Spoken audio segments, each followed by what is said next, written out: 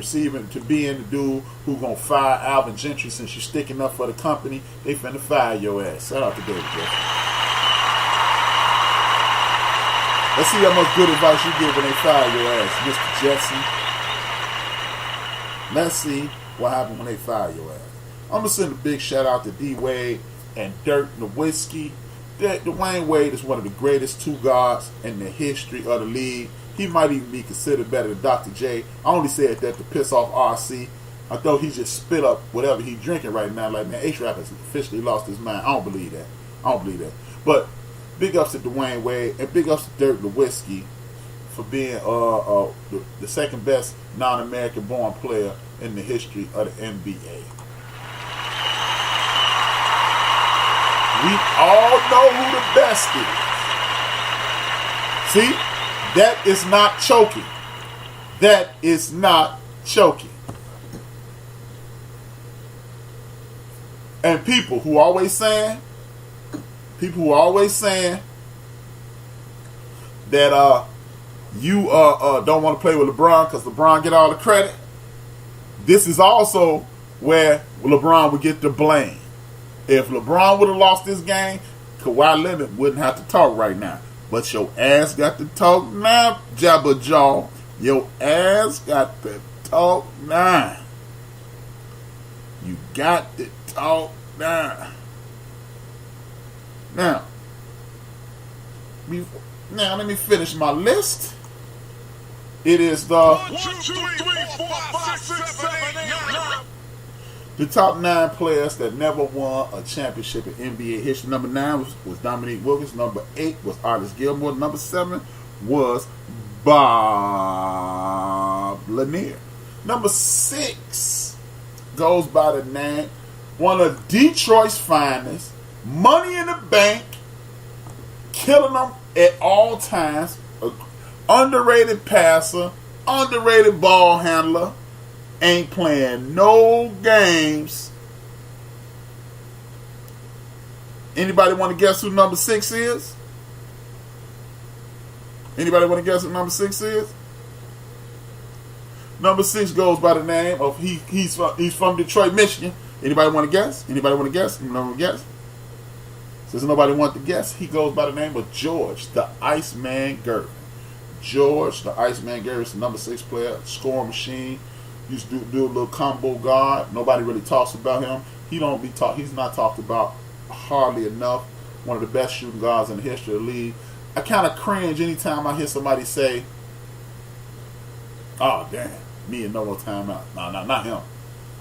I kind of cringe anytime I hear somebody say, Dwayne Wade is the third best two guard in the league, because I think they usually using that as a NBA championship to solidify that.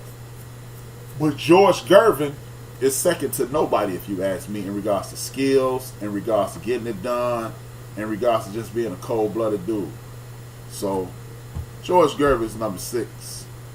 Number 5, Joe just mentioned him in the chat room, Mr. No Timeouts, Macy, Chris Webber is number 5 on my list. Chris Webber is one of the most dominant big men in the history of the league. When healthy, he led 3 different teams to the playoffs: Golden State Warriors, Washington Wizards, and if it wasn't for a rogue referee and organized crime figures, he probably would have went to the NBA Finals and upset one Reggie Miller and the Indiana Pacers. So Chris Webber's on this list. And number 4, they call him the Beast. They call him the Manimal. I call him my second favorite center of all time. He goes by the name of one Patrick Ewing out of Georgetown University. Patrick Ewing is a super gorilla, in metaphorically speaking. You know what? We got to stop calling these guys gorillas and monsters here like that. We just gonna call them warriors. And Patrick Ewing, one of the most fierce competitors in the history of the game, and you got to show him love. So that's it, man. Now I'm gonna loosen up, talk a little playoff basketball. It's easy for me to talk and not seeing how the Toronto Raptors just lost to the Orlando Tragic, aka the Magic. This is one of the more difficult matchups that we're going to see today. This evenly matched. The thing is, we thought Kawhi and his crew would walk away from this. simply because the Orlando Magic, they don't truly have a go-to guy. But the curse, as my man Kev from Clutch Conversation said, the curse continues. Next up, you got the Philadelphia 76ers playing the New Jersey Nets. I think this game right here may wake up the Philadelphia 76ers and let them know, do not take anybody lightly. Hopefully these will all be some to the max series and we'll be wildly entertained.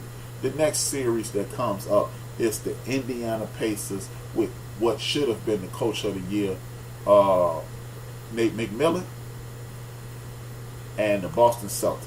We are going to see what's going on. My man Angry Black Man said the 76ers are frauds. Ben Simmons hurts them in the half-court offense. Yeah, they're like a jump shot. It's kind of tough. The Warriors will get and bring this back in order tonight, says Kevin from Clutch Conversation. Says 9 again. I stepped away from Chris Webber. Okay. Chris Webber was the number. Okay, I'm gonna repeat that for you, Joe. Joe from Houston's not paying attention. He sucks. Number 9, Dominique Wilkins. Number 8, Arlis Gilmore. Number 7, Bob Lanier. Number 6, George the Iceman Gervin. Number 5, Macy Chris Webber. Y'all know him as Chris Webber. Number 4, Patrick Ewing. Patrick Ewing. Surprised Ben Simmons hasn't improved. He's a bigger version of Rondo at this point. He's just a big giant ass Rondo at this point. He really is. But I'm still a big Ben Simmons fan, and y'all can take a guess why. It's on the other side of his body. The rest of y'all living backward. The Boston Celtics and the Indiana Pacers is going to be interesting simply because it's going to be an X's and O's series, if you ask me. The X and O's part is this. Can Nate McMillan force Kyrie Irving to play a lot of one-on-one basketball? And if he can, they will stand a chance to beat the the Pacers will have an opportunity to beat the Boston Celtics. Exactly, RC. Ben Simmons is left. We're rubber. You guys are glue. Whatever you say rubs off me, sticks to you. As I was saying, man, this is one of the series that I'm looking closely at. Because if the Boston Celtics get out of this, it's going to be difficult. They have one of the more difficult slots to get out of. Let's look at it like this. The Philadelphia 76ers and the Toronto Raptors, that could be clinched. I think ultimately that would be the matchup. And I think talent and experience will override them. And Kawhi Leonard. They are going to put them in a situation to whereas that lack of offensive threat from Ben Simmons is really going to hurt them. I'm looking forward to seeing that. But the Milwaukee Bucks versus Detroit Pistons, I think this is going to be a sweep. Detroit Pistons, for one, don't have anybody who can definitely get you buckets. If you're dependent on Blake Griffin, you better be looking for a ride home because you ain't going to get much more than that about him. Andre Drummond is just a real tall, very powerful brother he's very limited offensively, and he doesn't play a whole hell of a lot of defense. So I think the Milwaukee Bucks are going to walk through this series like you would not believe. And that takes me to the other side of the bracket, which is the Denver Nuggets versus the Spurs. How many people would, if the Spurs pull this off, would actually say that this is an upset? No, you are not number one. Sorry, Sherry, you ain't number one. He close, but he ain't number one. No Gladys Knight fan. He's not number one in my book. But this other bracket is what I'm really keeping an eye on, man.